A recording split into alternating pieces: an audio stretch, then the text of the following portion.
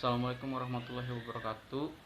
Nama saya Muhammad Lintang Kerti dari HSD semester 4. Di sini saya akan membawakan materi filsafat hukum Islam mengenai keistimewaan dan kekhususan hukum Islam.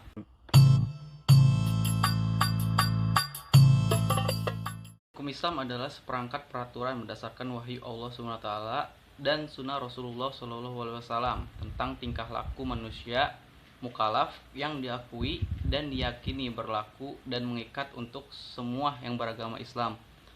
Ditinjau dari segi penetapannya, hukum Islam dibagi ke dalam dua macam. Yang pertama, hukum syariat yang diartikan dengan ketentuan yang ditetapkan Allah SWT yang dijelaskan oleh Rasulullah SAW tentang tindak-tindak tanduk hukum di dunia dalam mencapai kehidupan yang sejahtera di dunia dan di akhirat. Kedua, hukum fikih yaitu ketentuan ditetapkan oleh mujtahid berdasarkan nalar sebagai refleksi perkembangan kehidupan masyarakat yang selalu mengalami perubahan. Berdasarkan pengertian tersebut, Al-Quran dan Sunnah Rasulullah SAW, hukum Islam mempunyai banyak keistimewaan dan kekhususan dibanding dengan hukum-hukum yang lainnya yang berlaku di agama lainnya. Di antara keistimewaan tersebut adalah yang pertama, mengandung kemudahan. Hukum Islam itu mudah, tidak ada yang sulit diterapkan dan jauh dari kesempitan. Hukum Islam selalu sesuai dengan fitrah manusia. Kemudahan hukum Islam ini ditegaskan Allah SWT dalam Al-Quran surat Al-Baqarah ayat 286 yang artinya Allah tidak membebani seorang melainkan sesuai dengan kesanggupannya. Juga terdapat juga dalam surat Al-Baqarah ayat 185, Allah menghendaki kemudahan bagimu dan tidak menghendaki kesukaran bagimu. Juga ada pada surat Al-Ahzab ayat 38, tidak ada suatu keberatan pun atas Nabi tentang apa yang telah ditetapkan Allah baginya.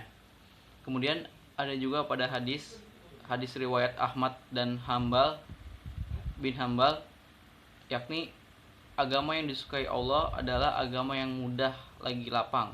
Ayat-ayat dan hadis tersebut membuktikan bahwa kemudahan dalam menerapkan hukum Islam itu sangat mudah.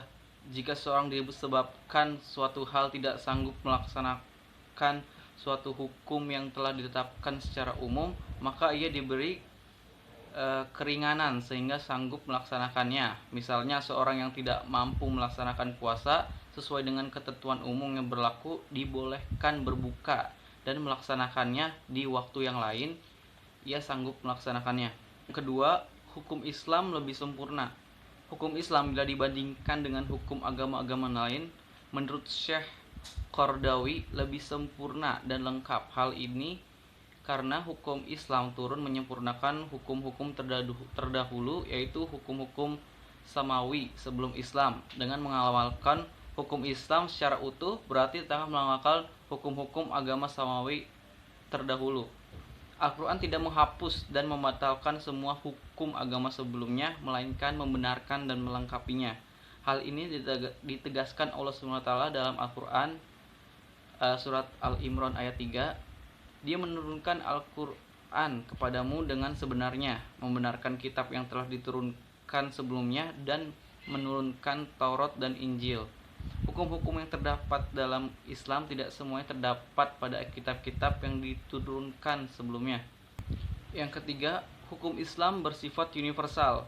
Seperti ciri ajar Islam, hukumnya pun bersifat universal. Hukum Islam diwahyukan bukan hanya untuk bangsa dan suku tertentu, melainkan untuk semua manusia. Akan tetapi, tidak semua manusia menerima dan membenarkannya, sehingga yang berimanlah yang melaksanakan dan menikmati kemaslahatan yang menjadi tujuan hukum tersebut. Rasulullah SAW yang mengajarkan hukum Islam tersebut bukan diutus untuk satu golongan, melainkan untuk setiap manusia, bahkan semesta alam. Keempat, hukum Islam ini bersifat elastis.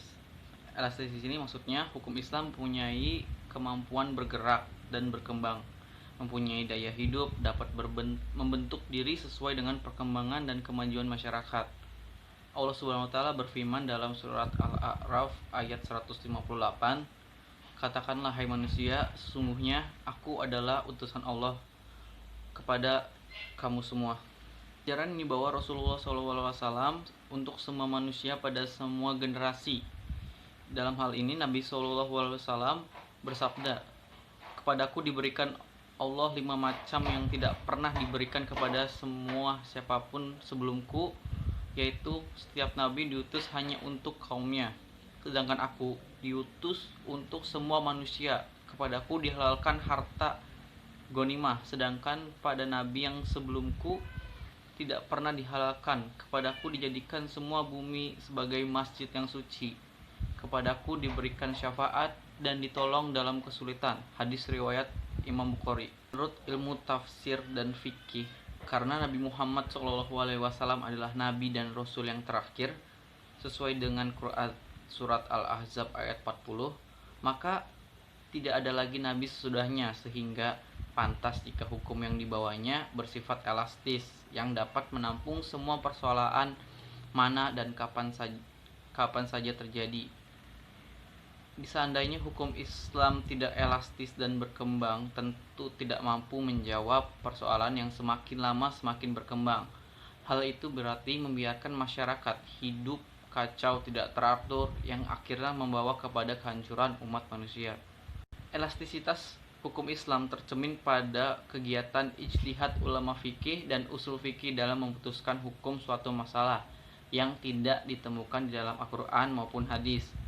Ulama usul fikih menyatakan bahwa ijtihad sebagai usaha maksimal ulama untuk menggali hukum yang bersifat amaliyah dari dalil-dalil yang terperinci sangat besar perannya dalam mengembangkan hukum Islam yang sesuai dengan situasi dan kondisi masyarakatnya saat ini. Mungkin itu saja yang bisa saya sampaikan mengenai keistimewaan dan kekhususan hukum Islam dalam mata kuliah filsafat hukum Islam. Kurang lebihnya saya mohon maaf bila ada salah kata maupun salah ucapan.